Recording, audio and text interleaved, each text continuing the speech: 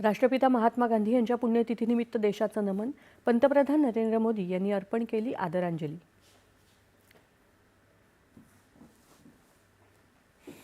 देशाच्या गंगाजळीत 11 वर्षात दुपटीनं वाढ झाली आहे, तर बँकांमधल्या बुडीत कर्जांचं प्रमाणही सर्वात कमी असल्याची देशाचे मुख्य वित्तीय सल्लागार व्ही अनंत नागेश्वरन यांची माहिती. देशात एक पारदर्शक, भेदभावरहित आणि सुरक्षित अशी कृत्रिम बुद्धिमत्ता व्यवस्था उभारण्यासाठी काम करण्याची गरज असल्याचं पंतप्रधान नरेंद्र मोदी यांचं प्रतिपादन.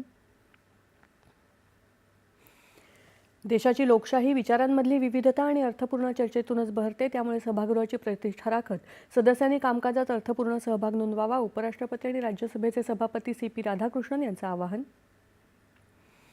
भारत अरब परराष्ट्र व्यवहार मंत्र्यांची उद्या नवी दिल्लीत दुसरी बैठक.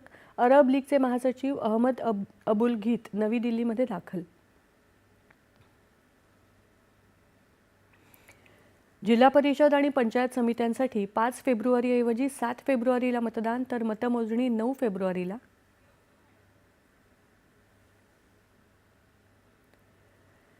नवी दिल्लीमध्ये बीटिंग रिट्रीटनं प्रजासत्ताक दिन सोहळ्याची सांगता. सैन्य दलाच्या जवानांनी सादर केलं नयनरम्य पथसंचलन. आणि ऑस्ट्रेलियन खुल्या टेनिस स्पर्धेत पुरुष एकेरीच्या उपांत्य फेरीत अलेक्झांडर झ्वेरेव आणि कार्लोस अल्कराज यांच्यात सामना.